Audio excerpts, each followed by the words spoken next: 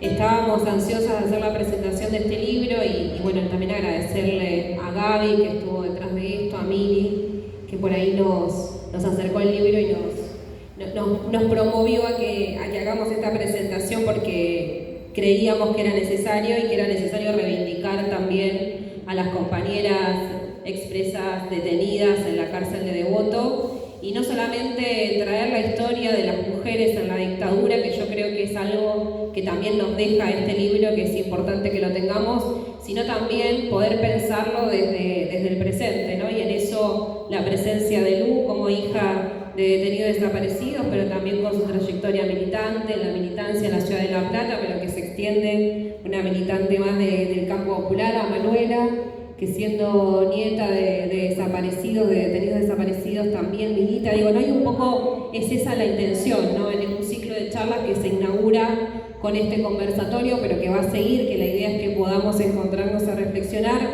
sobre la organización política, sobre las experiencias de militancia y sobre estos diálogos generacionales que necesitamos y veíamos como una necesidad poder entablarlos en un lugar. Y por ahí me parecía central de rescatar dos o tres cosas, digamos, ¿no? Que es un libro que se toma en este momento, en esta presentación, en este ciclo, en un año que para nosotros y nosotras no es azaroso, ¿no? Que es un año a 47 años del golpe cívico-militar en la Argentina, a cumplirse en diciembre 40 años de democracia, y un poco ahí entra algunos pensamientos que teníamos con Ana Villar, que es secretaria de Derechos Humanos de Trabajo Social, pero también es hija y milita en el campo popular, en la idea de esto, digo, ¿no? ¿Qué tenemos que decir pasado 40 años de democracia?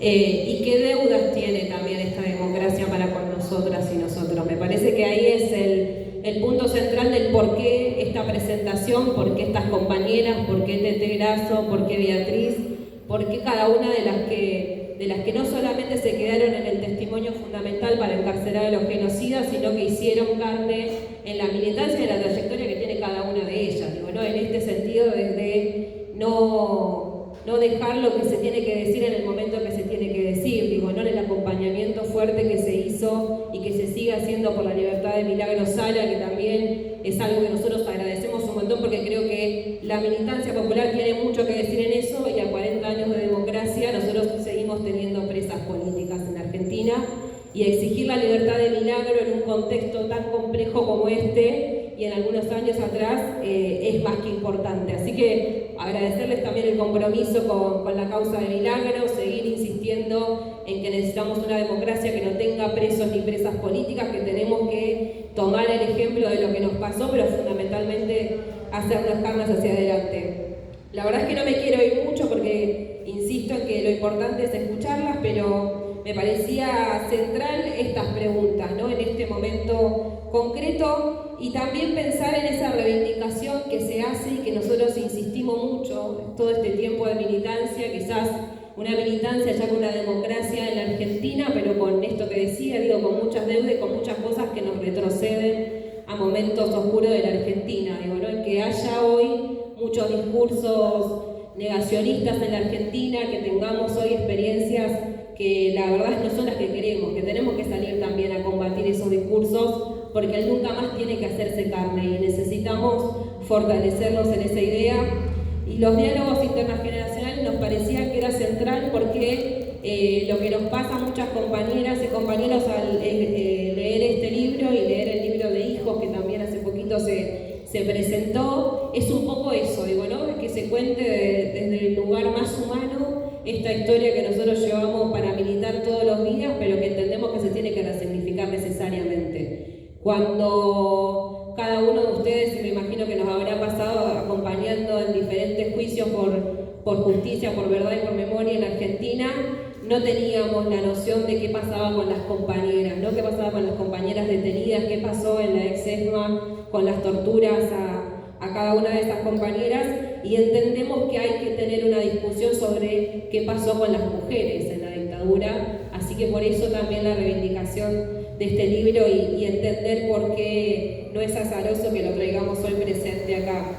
Nosotras en Libertad es un libro que lleva los relatos de más de 200 compañeras detenidas exdetenidas y presas políticas en la cárcel de Devoto. Muchas de ellas estuvieron hasta una década prisioneras, donde sucedió de todo, ¿no? Obviamente, y donde mucha del objetivo de la dictadura y de los carceleros en ese momento era quebrarnos, ¿no? Quebrarlas y que no salgan a contar, que no salgan de esa cárcel a ayudar a que los genocidas realmente estén castigados y sean juzgados. Y creo que ese es el valor central que nosotros tenemos y donde aprendimos también, ¿no? Porque es un poco un libro que refleja el sentimiento de cada una de las compañeras que nosotros reivindicamos todos los días cuando salimos a militar, pero también refleja el sentimiento y el acompañamiento de madres y abuelas de Plaza de Mayo. Tiene una transversalidad que es importante que la tengamos nosotros acá y me parecía que era central poder ponerla en valor.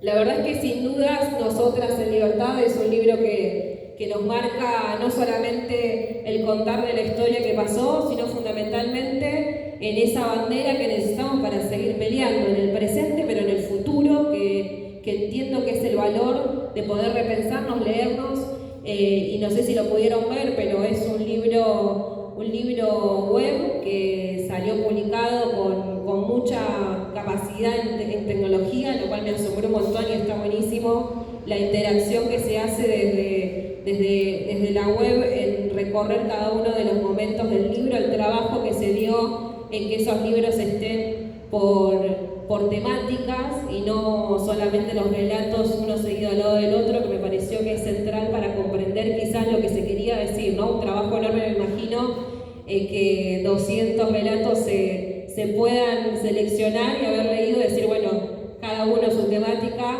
y el esquema de lo que sucedió a lo largo del país cuando cada una de esas compañeras fueron saliendo de la prisión y volvieron a sus familias, a su vida, a su militancia de ese lugar. Así que simplemente decirles esto, que este es el primer encuentro de conversatorio que vamos a seguir más adelante y que Nosotras en Libertad viene a traernos esa mirada, pero fundamental viene a darnos la bandera de por qué seguir peleando, ¿no? Y por qué seguir en la lucha y la demostración de que más allá de lo que suceda, que a nosotros nos parece que este contexto es complejo y lo charlamos con todos los compañeros y las compañeras cotidianamente, acá tenemos el ejemplo, ¿no? de las mujeres que salen a fortalecerse desde el dolor tan inmenso que fue estar tanto tiempo encarceladas, de ese hostigamiento y persecución, de esa persecución incluso saliendo de la cárcel, una democracia que no reconocía y que no quería hablar sobre qué pasaba con los compañeros y las compañeras que fueron desaparecidos y por qué la militancia política estuvo mal vista mucho tiempo, digo, no el no decir el estigma de algo habrán hecho, y cómo se rompe eso. Bueno, se rompe así desde la organización, desde lo colectivo, que es otro de los puntos centrales que tiene el libro, es la construcción en colectivo y que la colectiva de expresas políticas pueda decir, bueno, acá estamos, hicimos esto, e hicieron un montón, realmente. Gracias. El libro nos invitaba a eso, a que cada una de las que estuvimos detenidas contáramos nuestra historia. Cuando empezamos a pensarlo en el 2020, pensábamos que nuestra generación tenía una obligación por ser sobrevivientes y teníamos la obligación y el derecho de dejar un legado, así la palabra nos surgía, porque somos grandes, porque también alrededor de esta idea de por algo habrá sido, por algo habrán hecho, nos hizo reflexionar sobre la historia de las mujeres y de los varones también, que estuvimos presos y presas durante la dictadura, que estamos vivos. A lo largo de la historia se fue reconociendo en distintos periodos la historia de los desaparecidos, de las desaparecidas, de los muertos, fusiladas. Era difícil, como hoy decía Estela en otra situación, hablar de nosotras, porque bueno, estar viva se mezclaba con muchos sentimientos, de dolor de muchas pérdidas, cada una de nosotras perdió a su compañero, a sus familiares, tenemos las pérdidas de otros a los que queríamos mucho, además de nuestros compañeros de militancia, a los que también queríamos mucho, por esto que vos decías del amor, ¿no? Y teníamos esta historia de estar vivas y entonces cómo hablar si había otros temas para hablar. Así que cada una de nosotras, después de la cárcel, tuvo el compromiso en principio de testimoniar en los juicios. En mi caso, primero en el juicio, los juicios por la verdad, que fueron antes de los juicios de lesa humanidad, luego en todo lo que fue dar testimonio de lo que había pasado para que fueran encarcelados, juzgados, condenados, quienes habían sido nuestros torturadores, nuestros carceleros, nuestros entregadores, sí.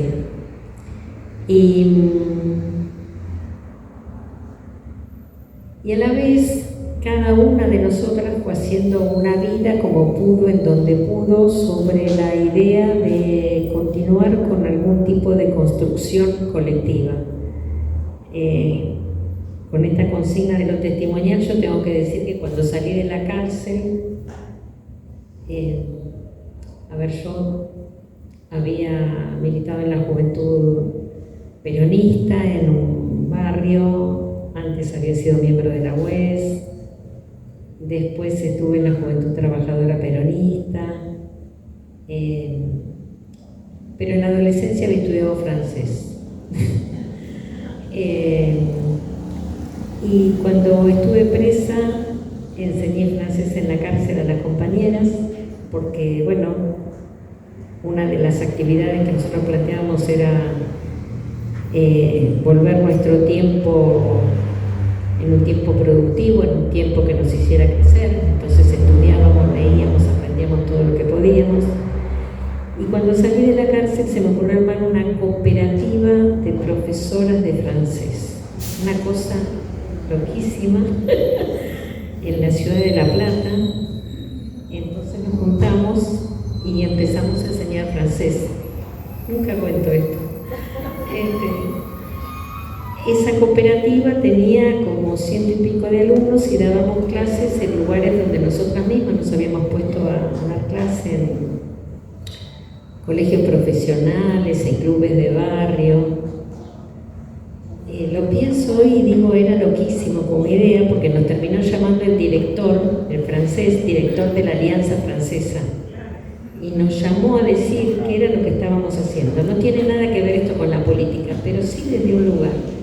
Nos decía que éramos una empresa y habíamos armado una idea de cooperativa. Ahí está Silvia, con la que en algún momento trabajamos en eso, ¿no? Y traigo esto porque, como el pedido es de lo testimonial, creo que lo que puedo aportar desde mi historia es esta marca de lo colectivo. Desde la adolescencia, en un grupo parroquial, desde la teología de la liberación, en la cárcel con las compañeras que nos organizamos y aprendimos a organizarnos a pesar de las diferencias políticas. Es interesante decir que nosotros estábamos juntas, organizaciones de la izquierda, con el PRT, con las compañeras del Ejército Revolucionario del Pueblo y otras organizaciones de izquierda y las organizaciones de origen peronista, y nosotros siempre estuvimos juntas, creíamos que era importante. Bueno, y decía esto de lo colectivo porque yo podría, si tuviera que hacer este recorrido de mi vida, y de algo de eso es lo que nos pedía el libro, reconozco que en muchas de las acciones que hice estuve buscando lo colectivo. Y eso en los distintos momentos de la historia argentina fueron formas de militancia distintas, en algunos casos claramente para la campaña política, en otros casos apoyando a una organización comunitaria, formando delegados gremiales en temas de la defensa de la salud de los trabajadores y las trabajadoras. Y creo que el libro es parte de eso, ¿no? Digamos, el trabajo en el libro tuvo ese mismo carácter. Por eso nunca presentamos solas el libro, siempre estamos con otras compañeras, con Estela, con Silvia, con Berta. Y entendemos que la experiencia de militancia desde ese lugar, del lugar de lo grupal, pensando en cada presente distinto, una propuesta diferente, porque también nosotras no somos las mismas, pero básicamente las ideas, el proyecto, el tipo de país que queríamos construir es el mismo que nuestra generación setentista llamaba socialismo nacional, revolución, eso mismo que buscábamos, entonces seguimos buscando a lo largo de la historia, y de eso me parece que es muy fácil charlar con los jóvenes, porque bueno, seguimos buscando todo lo mismo.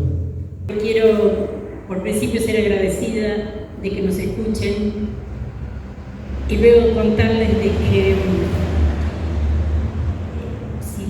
lo del libro lo pueden contar por ellas, que son las que promotoras, las que trabajaron, las que lo organizaron, las que lo llevaron adelante. Yo escribí, sí, mi historia, pero de verdad a ese libro había que hacerlo y fueron ellas las que lo hicieron, y bueno, así estamos para poderlo mostrar con lo que aportamos un poquito todos y cada uno. De mi historia tengo que contarles que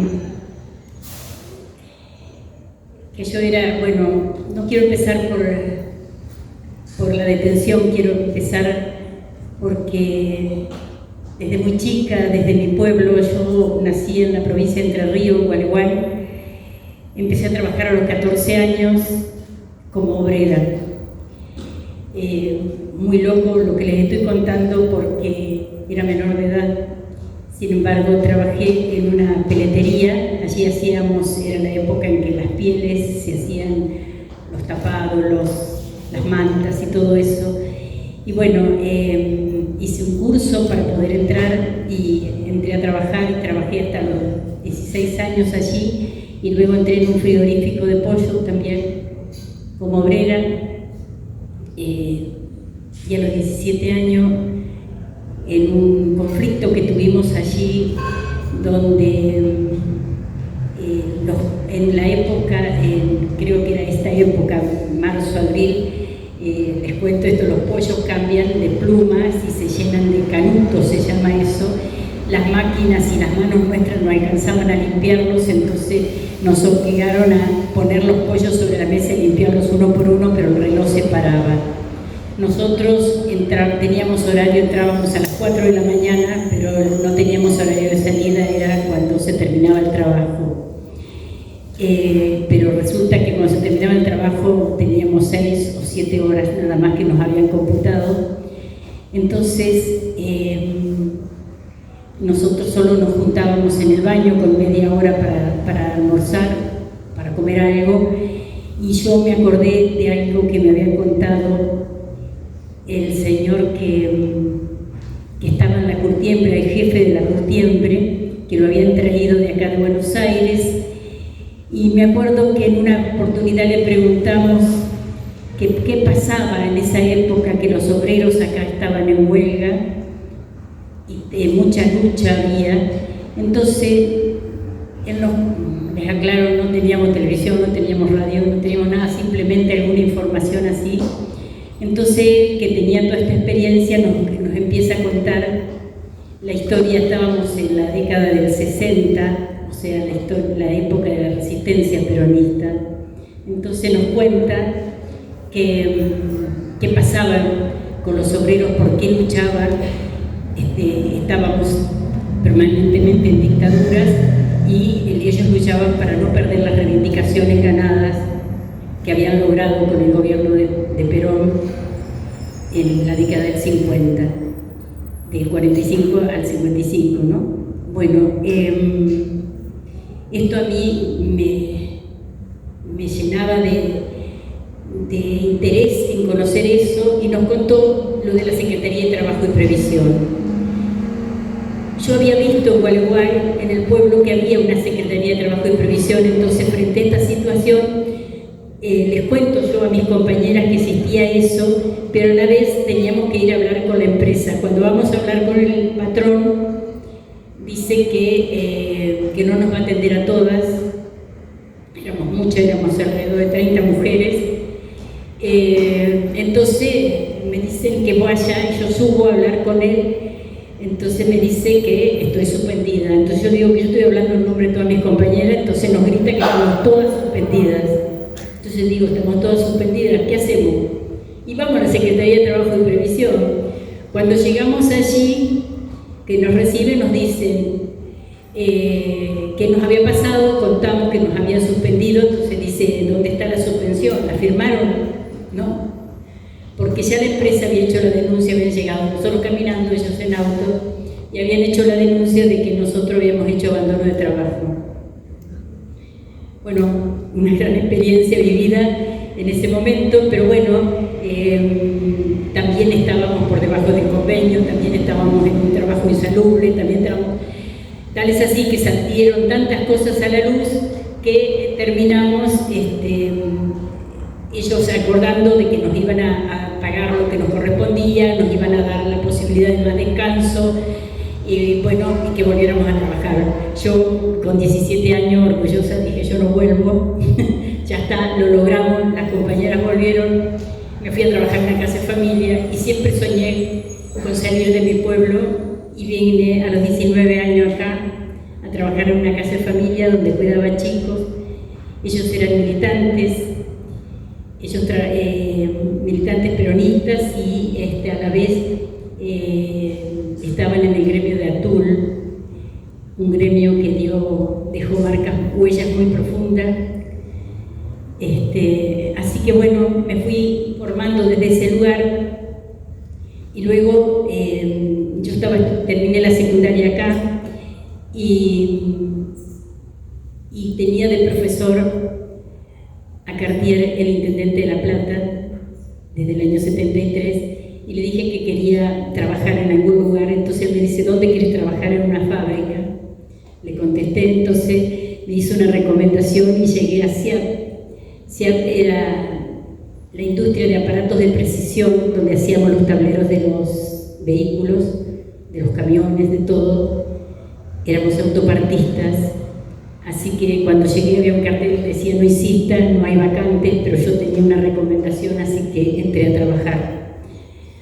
A los 2 años, ante un conflicto por aumento de salario o algo así, a los 2 años tuvimos la posibilidad de las elecciones de los delegados. Nosotros pertenecíamos a la UON, un gremio fuerte de aquella época, y un grupo de compañeros presentó una lista opositora, y por primera vez le ganan a la lista del sindicato. Así que bueno, pasan ellos a ser delegados, eran 5, pero nosotros éramos 800 obreros, y en un conflicto nos dimos cuenta que los 5 eran muy pocos, que había que elegir un delegado por sesión, y ahí soy yo la delegada de sesión. Y ahí empezamos a hacer un trabajo mucho más intenso, con reivindicaciones, necesidades.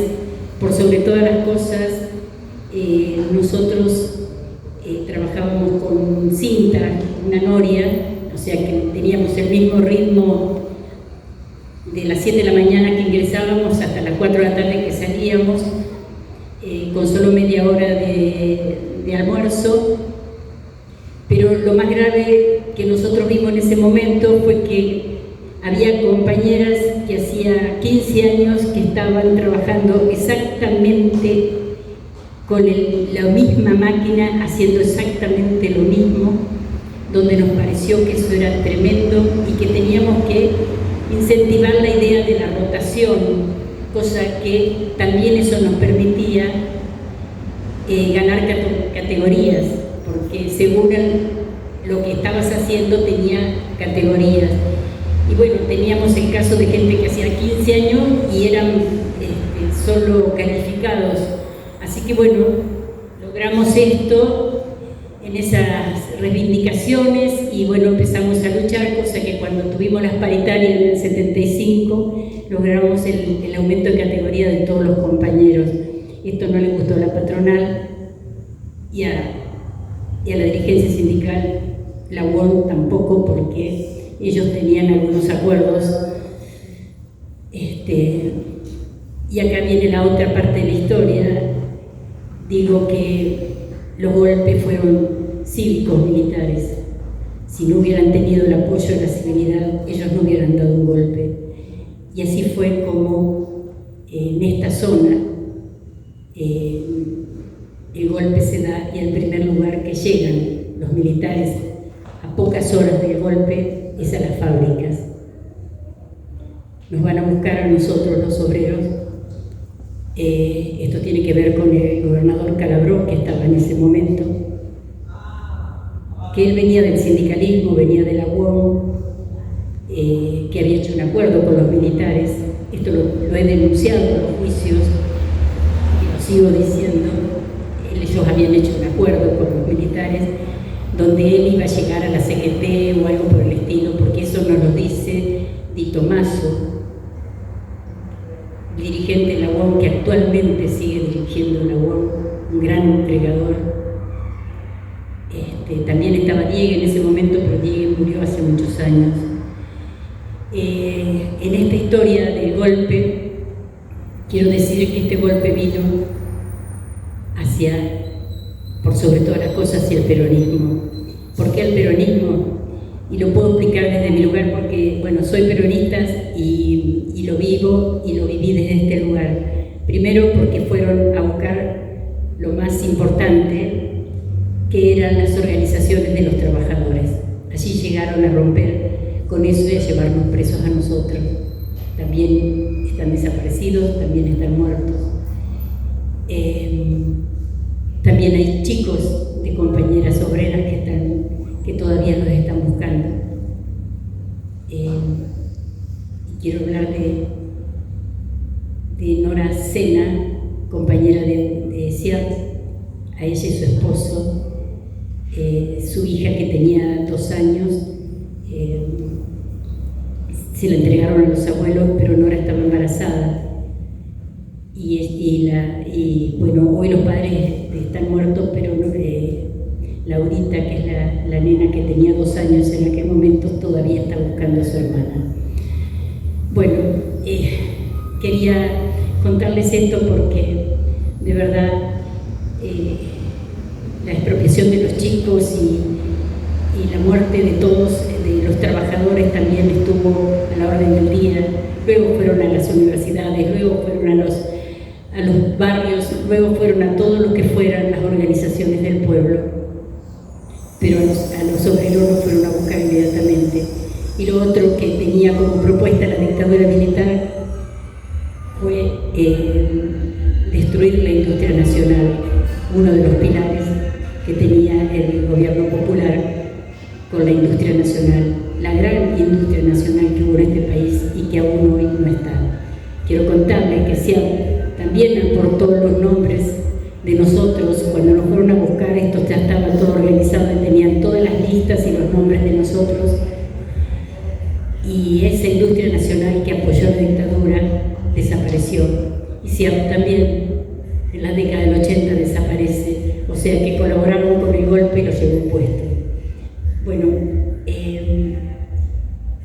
esta es mi historia como obrera y es la historia de todos los que trabajábamos como obreros y los trabajadores del pueblo, que la dictadura se ensañó de tal forma que jamás nos hubiéramos imaginado.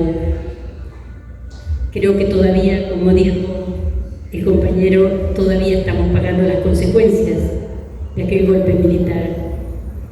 En lo político, por el descreimiento político, y en lo económico, por la situación que todavía pagamos y el endeudamiento que nos encausaron ellos, por principio los militares y después, bueno, por otras cosas, pero bueno, estamos endeudados y que esto no nos pasó a nosotros, nos pasó a todos los países latinoamericanos, porque justamente los Estados Unidos, que nos tenían como el patio de atrás, en un momento se dieron cuenta que los gobiernos populares de América eran muy fuertes y que podían llegar muy lejos, entonces nos empezaron a destruir con los golpes militares. Para eso la Escuela de las Américas los organizó y les dio los métodos de tortura, les dio los métodos de cómo golpearnos a nosotros. Pero digo que teníamos una frase que decíamos, que la escribí muchas veces desde la cárcel: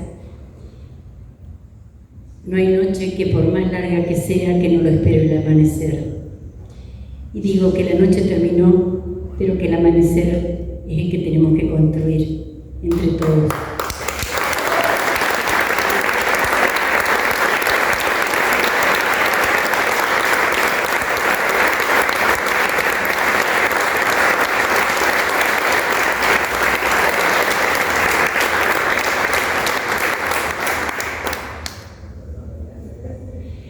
Bueno, muchas gracias. Yo finalizo con esto. Yo estaba embarazada cuando me detuvieron, así que me pasé los 9 meses de embarazo en la cárcel, pero yo tuve la suerte de que mi hija nació allí, que la tengo, que yo no la tuve que ir a buscar, pero bueno, también me quitó mucho tiempo de ella, de no compartir con ella muchas cosas, pero tenerla hoy me da la enorme alegría, porque soy abuela, porque soy bisabuela, porque la vida, a pesar de todo eso, me dio mucho. Volví a Berisso, porque allí estaba mi familia por parte de mi marido, y Berisso me abrió los brazos, me adoptó y me dio un lugar y un espacio. Allí milité durante todos estos años en la Unidad Básica Arturo Jauretche, estuve en el Partido Justicialista, creamos con Tito Álvarez, que era el presidente, la Escuela de Adoctrinamiento, creamos la Comisión de Homenaje, hicimos muchas cosas y bueno, seguí militando, seguí trabajando y soy una agradecida de la vida, así que bueno, gracias por escucharme. Pensaba que en los 95, que es el año que se crea Hijos, el 20 de abril en La Plata, de 1995, no pasábamos ni por la puerta de acá, Ana, nosotras, ¿no? No, digo, porque está bueno historizar y, digo, en ese momento el gobierno estaba en manos del menemismo, la impunidad estaba absolutamente cristalizada, los indultos, la audiencia de vida, el punto final. Entonces, para mí es muy emocionante estar hoy acá hablando de esto, en este lugar, ¿no? Con toda esa carga histórica. Digo porque está bueno ir registrando, ¿no? Las transformaciones. Vengo de una compañera de Berisso, me entregó un pañuelito porque también en la sede del Partido Justicialista de Berisso se pusieron los nombres de las compañeras y los compañeros desaparecidos. Y estas también son conquistas de la memoria, ¿no? Porque también todo el efecto de la dictadura, del terrorismo de Estado fue romper nuestras organizaciones, ¿no? Y bueno, está buenísimo que podamos ir como uniendo esas partes y estar hoy hablando de estos temas en esta sede. Por supuesto que para que estemos en este momento, en el medio pasaron Néstor y Cristina, ¿no? Que desde el peronismo pusieron, bueno, otro posicionamiento respecto de la historia. Contar un poco, bueno, por ahí a mí lo que me parece que es interesante compartir desde Hijos es este tiempo. Vamos a cumplir 28 años como organización y que realmente fuimos en parte testigos y en parte artífices de una gran transformación respecto de esto de la impunidad, que fue, bueno, ese comienzo con los scratches, que no son lo que por ahí hay pibas y pibes jóvenes, no son lo que ahora circula como scratches, sino que tenían que ver con generar una herramienta de denuncia de que los genocidas estaban viviendo en sus casas libremente, tranquilos, sin que se supiera, ¿no?, cuáles habían sido sus trayectorias, y con la incomodidad que a los 20 años nos causaba esa situación, ¿no?, con la intolerancia que nos generaba naturalizar eso. Y entonces, bueno, inventamos esta herramienta de lucha que fueron los scratches, y éramos muy metódicos y muy serios en cómo construíamos esa información con los testimonios de sobrevivientes que nos contaban, bueno, en qué centro clandestino habían estado, quiénes habían sido los represores.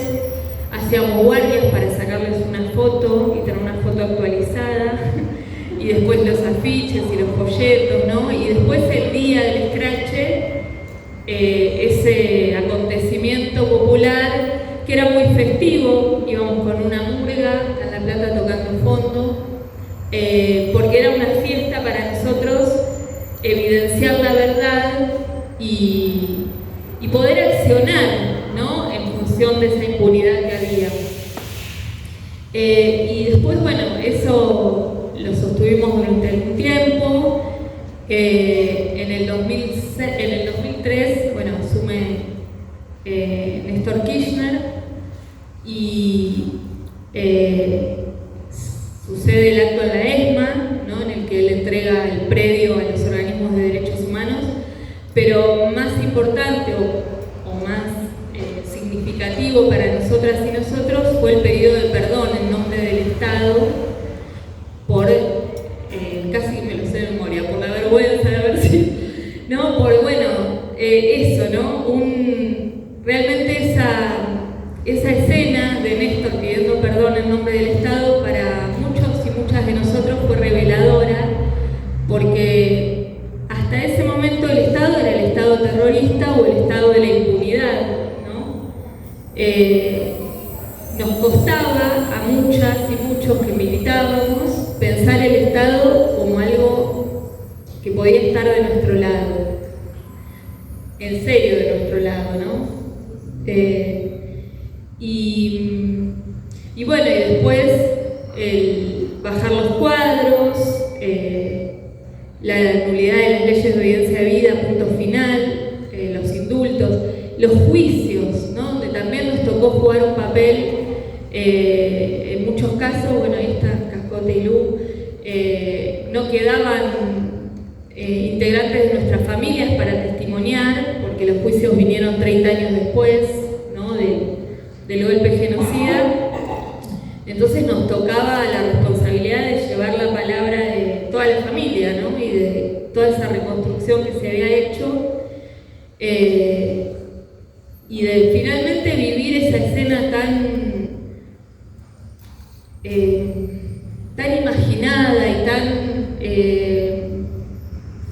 no diría deseada, pero sí tan pensada, ¿no?, tan puesta como horizonte, que aprendimos con las madres, el juicio y castigo a los culpables, ¿no? El juicio y castigo era eso, era estar sentada en un tribunal con los genocidas en el lugar de los acusados y nosotros dando testimonio de lo que vivimos.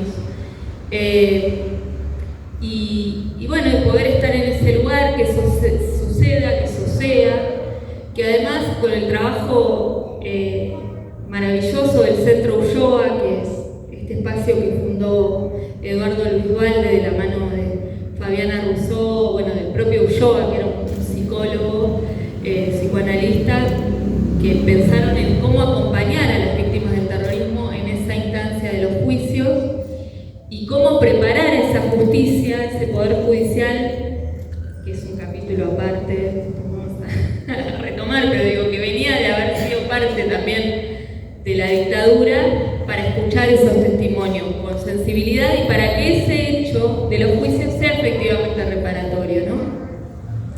Y ahí, bueno, esta pregunta que los tribunales nos han hecho a las hijas y los hijos, que es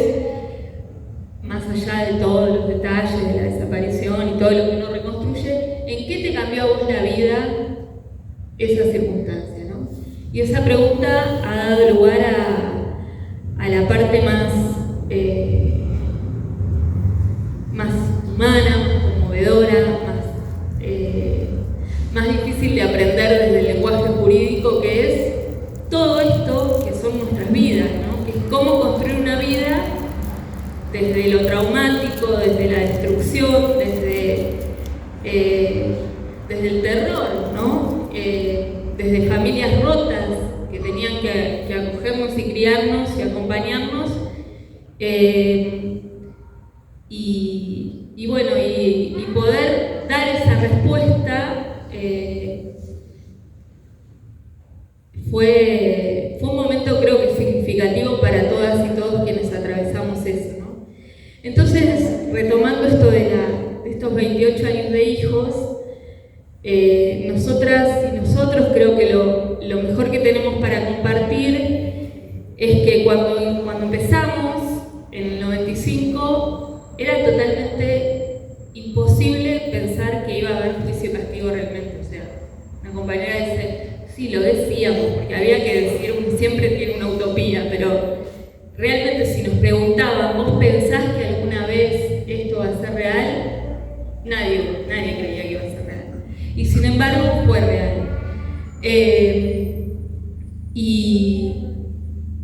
Y eso no es todo, como dice la compañera, falta todavía para amanecer, pero es empezar a salir de la oscuridad, ¿no? Y es empezar, como dice vos, a poner las cosas en su lugar. Porque, por ejemplo, por contar algo, ¿no? Estos días de tanto testimoniar se me vienen como momentos. Yo cuando empecé el colegio secundario fui al Colegio Nacional, 13 años, te pones a charlar con tus compañeros, estás conociendo. Yo decía, bueno, mis padres son desaparecidos. No te creo. Bueno, pero es mi historia. No te creo. O sea, no había lugar para eso.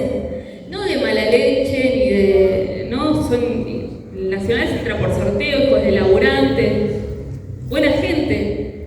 Pero esa situación no estaba instalada. Entonces, hubo que hacer un enorme trabajo, ¿no? Para revertir estas movilizaciones que vivimos del 23 en La Plata, el 24 en Plaza de Mayo, no fueron siempre así, ¿no? Nos acordamos, las primeras éramos, qué sé yo, 5.000, 20.000. Recién a los 20 años, en el 96, 20 años del golpe, hubo un saltito un poco más. Y bueno, fue toda una construcción, ¿no? Desde los organismos, desde los movimientos sociales, desde las organizaciones políticas, con estas fracturas que también decíamos. Y creo que es un piso del que no nos podemos permitir retroceder, ¿no? Porque a partir de ahí es que podemos seguir discutiendo y pensando cómo profundizamos esta democracia. Pero de ahí para atrás, ni un milímetro, ¿no? Creo que eso podemos estar orgullosas y orgullosos que nuestro pueblo lo hizo propio y bueno, lo vimos con el 2x1 en el macrismo, ¿no? Lo vimos este último 24 de marzo, pero también aprendimos que nada es irreversible y que entonces esto hay que estar sosteniéndolo constantemente. Y en relación al testimonio, nosotros pensamos que ya nos jubilábamos de tener que contar otra vez las historias como al principio. Por eso también escribimos un libro que hoy no va a ser el tema, pero en algún otro momento, porque bueno, es una forma de que el testimonio circule sin necesitar ponerle tanto el cuerpo, porque a veces es costoso también eso.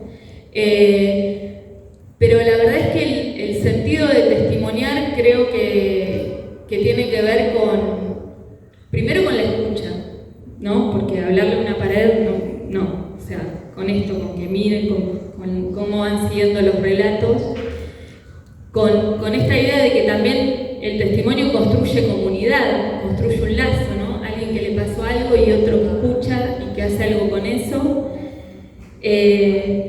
Y sobre todo con la convicción de quienes testimoniamos de que lo hacemos para que no vuelva a pasar el horror, ¿no? O sea, tenemos una fe, diría, ciega en eso. Y bueno, y ese me parece que es el sentido, ¿no? Y después, bueno, esto de lo colectivo, de cómo 40 años de democracia, cómo nos planteamos que queremos que sea la vida en comunidad, en sociedad, entre nosotras y nosotros, ¿no? Hay cosas que hoy señalaban las compañeras, no queremos que haya presos políticos. Eso no es parte de la democracia que queremos. No queremos que haya las brechas de desigualdad que hay en nuestro país, ¿no? La situación de laburantes que no llegan a fin de mes. Digo, bueno, son todas las cuestiones que necesitamos revisar de nuestra democracia, porque también a veces aparece como palabra mágica, ¿no? Lo que decía Alfonsín, con la democracia se come, se educa. Y bueno, no. O sea, hay como que seguir trabajando. Con esta, así como estamos, no. Y digo, permitirnos discutir esto en este tiempo tiene que ser posible, porque es el camino para profundizar esa democracia, ¿no? Y porque ya no estamos en esta dicotomía democracia-dictadura. Ya está clarísimo que la dictadura la dejamos atrás. Que en todo caso lo que queremos es discutir los términos de esta democracia, a la que todavía le falta mucho, ¿no? Primero que nada, agradecer la instancia, agradecer a todos los presentes, agradecerles también a ustedes. Cuando Gaby me comentó estar en este panel, yo lo primero que le dije es que diga que antes de ser nieta soy militante, y acá quiero hacer una aclaración. Yo, cuando era muy chiquita, particularmente bastante más chica de lo que soy ahora, habiendo hecho alusión a mi juventud, estoy muy enojada con la militancia, muy enojada, no solamente con la militancia de mis abuelos, teniendo 4 abuelos desaparecidos, era muy difícil explicarme el porqué de esa entrega, sino que además también tenía un padre preso político, lo cual era doblemente complicado, porque era como, bueno, ¿qué está pasando acá? Que todos van dejando, como quien diría, girones de su vida en el camino, y en dónde entra la familia y en dónde entra el sentido político. Y para entender esa entrega, ese compromiso y todo lo que implicaba el proyecto político, tuve que meterme a militar. No quedó de otra. La psicología no me dio respuestas, o las respuestas que me daba no me servían. Así que lo primero que hice fue empezar a militar en la UES, en su momento.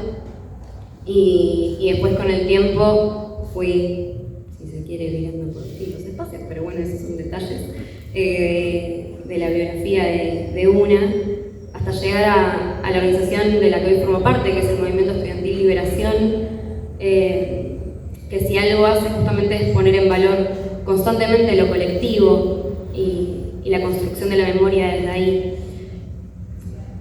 Entiendo que la consigna era que sea testimonial y voy a intentar hacer responder un poco esa consigna. Hoy cuando la compañera decía que era abuela y bisabuela, a mí me quedó sonando esa palabra en la cabeza porque yo me di cuenta que jamás a alguien le dije abuelo o abuela y tampoco sabría definir qué es ese vínculo, ¿no? ¿Cómo es esa relación? ¿Qué es tener un abuelo? Nunca lo supe y cuando era muy chica varias veces me preguntaron qué se sentía esa ausencia. Y lo paradójico es que uno no siente las ausencias hasta que otros se las marcan. Uno no sabe qué le falta hasta que lo ven los demás. Y cuando fui medio aprendiendo lo que en teoría era el rol de un abuelo y eso que cuando lo fui aprendiendo, observando a los demás, ¿no? Porque, insisto, por vía propia no se puede, yo me di cuenta que a mí no me faltaba nada. A mí no me faltan mis abuelos, nunca me faltaron mis abuelos. Y justamente quizás tenga que ver con esa reivindicación desde lo político que se hizo constantemente en mi familia. La construcción de mis abuelos estuvo constantemente ahí, la presencia de ellos estuvo permanentemente ahí. No, está bien, yo no tuve un abuelo o una abuela que me lleve a la cancha, que me cuente cuentos, que me cante canciones, que me haga comida. Jamás sabré lo que es la comida de un abuelo. Pero sí tuve pequeñas pinceladas de lo que podría haber sido un amor mucho más grande, que va mucho más allá, y esas pinceladas de ese amor fue la militancia y fue a raíz de construir en colectivo, de encontrarme con otros, de escuchar a mis compañeros en reuniones, de escuchar a mis compañeros construyendo cotidianamente, de ver lo que puede hacer la economía popular, de ver lo que son los proyectos colectivos, que fui también sintiéndome parte de ese proyecto por el cual ellos y tantos otros entregaron su vida. Entonces, en ese reconocerlos a ellos, en los proyectos, también fue una forma de construir un vínculo imposible, un vínculo que nos han arrebatado, pero que efectivamente está con ellos. No sé muy bien qué más decir de esto, más allá que quise insistir con que yo llegué a la militancia un poco por una vía personal, de decir, bueno, ¿qué le pasa a este loco que cayó en cana teniendo a sus dos viejos desaparecidos? Basta. Y decir, bueno, ¿qué hay acá? ¿Qué hay acá que todos se entregan todo por un proyecto colectivo? Y cuando llegás ahí te das cuenta que efectivamente, palabras más, palabras menos, la patria es el otro, y podés postergar tu vida entera por un otro, todo cobra sentido, y más en estos contextos donde parece que lo colectivo está perdido. Me parece que esta instancia, este libro, el libro de hijos también, y tantas otras instancias, es un reflejo de seguir apostando y seguir construyendo en colectivo. Es una revancha, es levantar la bandera y decir que no nos han vencido, y que no vencerán mientras sigan existiendo no solamente estas instancias, sino también palabras, personas y gente común de a pie, no necesariamente personas que sean familiares o no de la causa, sino también cada persona que levante la bandera de los detenidos desaparecidos, cada persona que mañana decida militar y se acerque a una básica, se acerque a un proyecto, se acerque a cualquier lugar que lo invite en el proyecto político, es una revancha, es una victoria, y es justamente plantar la bandera ahí, donde creyeron que nos arrebataron todo, es un poco escupirle la cara a los milicos y decirle, mirá, intentaste todo y aún así no pudiste. Y aquí estamos.